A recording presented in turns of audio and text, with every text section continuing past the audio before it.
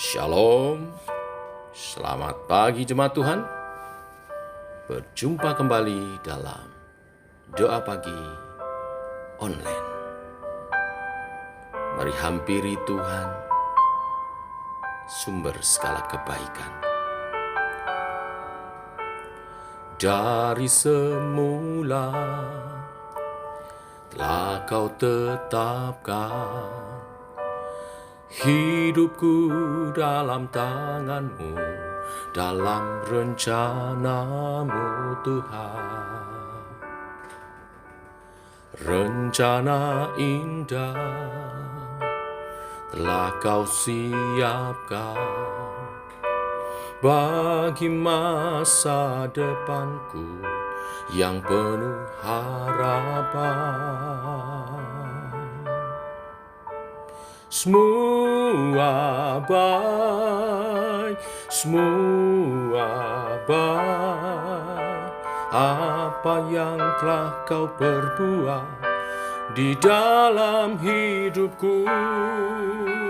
Oh, semua baik, sungguh teramat baik.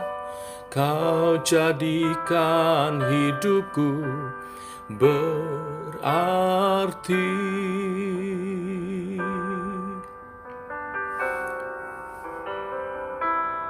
Oh,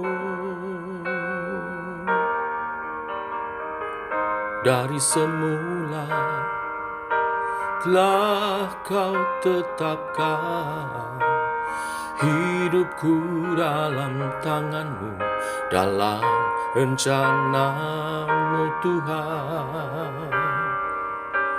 Rencana indah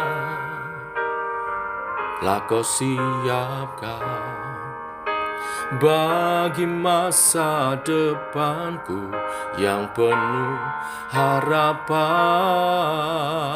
Oh, semua baik, apa yang telah Kau perbuat di dalam hidupku. Oh, semua baik, sungguh teramat baik. Kau jadikan hidupku berarti. Oh, berarti semua baik. Apa yang telah Kau perbuat di dalam hidupku. Semua baik, sungguh teramat baik. Kau jadikan hidupku berarti. Semua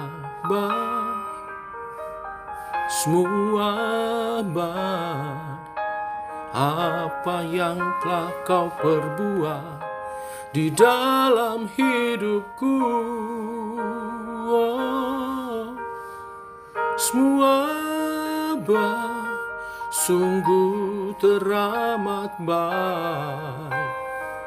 Kau jadikan hidupku berarti.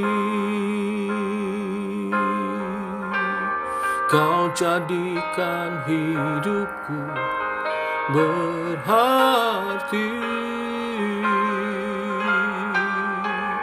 Kau jadikan hidupku berarti.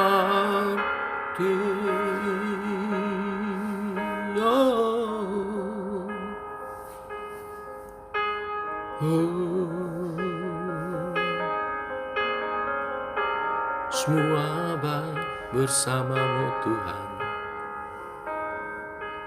Terima kasih. Semua baik.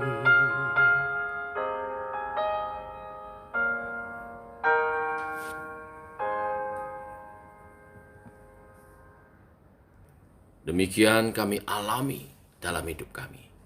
Semua menjadi lebih baik sejak berjumpa dengan Tuhan. Sejak Tuhan Yesus ada dalam hati kami. Sejak kami hidup sebagai umat-Mu. Dan kami mau menularkan kebaikan ini kepada setiap orang. Di tengah umat Tuhan, di tengah masyarakat, di mana Engkau menempatkan kami. Teguhkan oleh kebenaran firman yang sebentar kami renungkan. Dalam nama Tuhan Yesus Kristus. Amin. Bapak Ibu, tiada hari tanpa doa dan firman. Firman Tuhan pada pagi hari ini, 2 Korintus 2, ayat 1 sampai dengan yang ke-11. Demikian firman Tuhan. Aku telah mengambil keputusan di dalam hatiku, bahwa aku tidak akan datang lagi kepadamu dalam duka cita. Sebab jika aku mendukakan hatimu, siapa lagi yang dapat membuat aku menjadi gembira selain Dia yang berduka cita karena aku? Dan justru itulah maksud suratku ini, yaitu supaya jika aku datang, jangan aku berduka cita oleh mereka yang harus membuat aku menjadi gembira. Sebab aku yakin tentang kamu semua, bahwa sukacitaku adalah juga sukacitamu. Aku menulis kepada kamu dengan hati yang sangat cemas dan sesak, dan dengan mencucurkan air mata, bukan supaya kamu bersedih hati, tetapi supaya kamu tahu betapa besarnya kasihku kepada kamu semua. Tetapi jika ada orang yang menyebabkan kesedihan, maka bukan hatiku yang disedihkannya, melainkan hati kamu sekalian.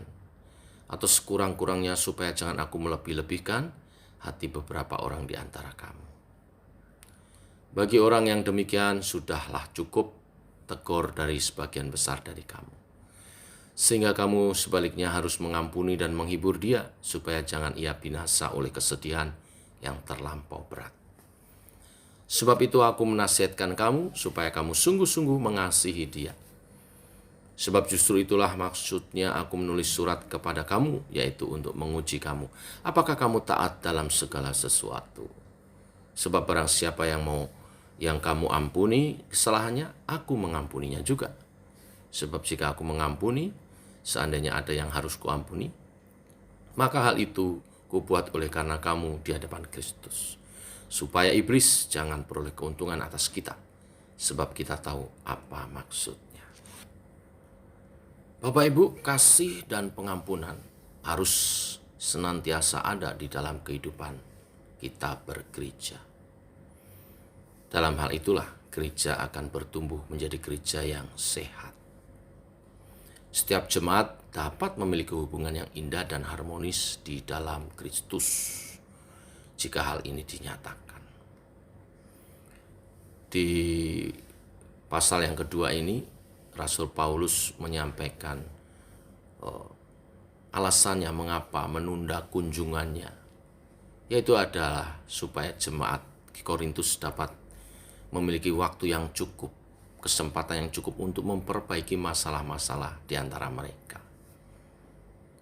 Paulus sebelumnya mengatakan telah menulis surat dengan sangat keras, penuh kecemasan dan air mata. Tujuannya bukan untuk mendukakan mereka, tetapi memperbaiki kesalahan mereka agar kunjungan kedatangannya yang kedua kelak membawa sukacita karena masalah-masalah sudah diselesaikan. Namun jika masih ada jemaat di sana yang menimbulkan duka cita, Paulus berkata, sama-sama mengalaminya. Terhadap jemaat demikian, Paulus menasihati mereka untuk mempraktekkan kasih dan pengampunan seperti Tuhan. Pertama-tama para pemimpin harus menegur orang itu sebagai saudara, yang di dalam Matius pasal 18 ayat 15 diajarkan tegurlah di bawah 4 mata, supaya hanya Dia dan Tuhan yang berperkara. Tidak perlu semua orang harus tahu. Yang terpenting pertobatan dari orang itu. Langkah selanjutnya, bila ia sudah bertobat, mereka harus mengampuni dan menghibur orang itu, supaya ia tidak merasa terus dikuasai oleh perasaan bersalahnya. Dengan demikian, orang itu boleh bangkit dari keterpurukannya dan mendapat kekuatan kembali untuk tidak mengulangi kesalahan yang sama, sehingga benar-benar hidupnya secara pribadi dipulihkan, juga hubungannya dengan komunitas tetap terjaga. Inilah kasih yang harus jemaat Tuhan praktekkan. Nah, agar mereka taat dalam segala sesuatu kepada firman Tuhan, maka Paulus menasihatkan hal ini. Mari hidup saling mengasihi dan mengampuni. Karena dengan demikian, iblis tidak mendapat kesempatan untuk menjerat di antara jemaat orang-orang yang mungkin jatuh, dan tidak diberi kesempatan di tengah jemaat untuk memecah belah persekutuan kita. Mari tetap teguh di dalam Tuhan dengan kita mempraktikkan kasih dan pengampunan dalam persekutuan yang indah oleh kasih karunia Tuhan di dalam Yesus Kristus Tuhan kita. Amin. Mari kita berdoa. Bapa, kami mengucap syukur oleh kasih dan anugerah Tuhan. Pagi ini kami bangun dalam keadaan sehat. Semua karena kasih-Mu, anugerah-Mu. Dan bila ada di antara kami yang kurang sehat, oleh kuasa yang daripada-Mu, kuasa yang Kau beri kepada orang percaya, melalui penumpangan tangan hamba-hamba-Mu, melalui doa-doa, kami berdoa, Tuhan, yang sakit peroleh kesembuhan. Yang lemah Tuhan kuatkan. Lemah jasmani, jiwani, rohani. Tuhan kuatkan kembali untuk kami bersemangat di dalam Engkau Tuhan. Sebagaimana firman yang kami dengar hari ini, kami renungkan bersama. Ada kasih dan pengampunan. Ada penerimaan kembali. Sehingga setiap orang yang terjatuh tidak tergeletak, tetapi bertobat dan bersemangat bangkit kembali, bersama-sama bertumbuh dalam yang percaya di dalam Tuhan Yesus Kristus. Berkati umat-Mu, usaha pekerjaan mereka Tuhan berkati. Pertumbuhan iman kami Tuhan berkati. Kami bertumbuh dalam iman percaya, dalam pengenalan akan Kristus, dalam hidup mempraktekkan kasih dan kuasa Tuhan. Sehingga kerajaan Allah nyata di bumi, di tempat kami, bersama-sama, di rumah tangga kami, di kehidupan kami, usaha pekerjaan kami, di gereja kami, seperti di surga. Nyatakan Tuhan kehendak-Mu, nyatakan Tuhan berkat-berkat-Mu, nyatakan Tuhan kerajaan-Mu di tengah kami. Terima kasih Tuhan. Ini doa-doa kami, menyertai sepanjang hari ini apa yang dikerjakan oleh umat-Mu. Tugas-tugas pekerjaan, tugas-tugas rumah tangga, tugas-tugas pelayanan. Tuhan menyertai. Kasih dan pengampunan-Mu mampukan kami mengampuni sesama kami dan mengasihi, bahkan menjadi berkat bagi sesama.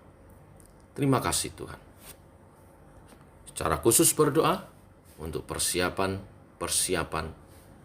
dalam minggu ini, ibadah Jumat Agung.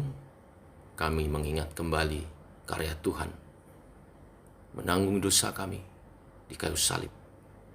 Dan juga ibadah perayaan Paskah yang disertai dengan konser Sema Choir, menghayati kembali kemuliaan Tuhan, bangkit memberi pengharapan, hidup kekal, dan masa depan sungguh ada. Kami percaya Tuhan melawat umat-Mu. Berkati setiap latihan, semua yang terlibat dengan kesehatan, suara yang baik, hati yang baik, supaya kami menyanyikan puji-pujian ini dengan baik, dan kesaksian kami boleh menjadi berkat bagi jemaat Tuhan. Baik yang hadir secara onsite maupun juga yang akan mendengarkan, melihat melalui YouTube streaming. kami menyerahkan ke dalam tangan Tuhan. Roh-Mu bekerja melawat umat-Mu, berkemenangan di dalam semangat kebangkitan Kristus. Dalam nama Tuhan Yesus Kristus. Amin. Demikian doa pagi kita, saudara. Selamat berjalan bersama dengan Tuhan. Salam sehat, tetap semangat. Shalom.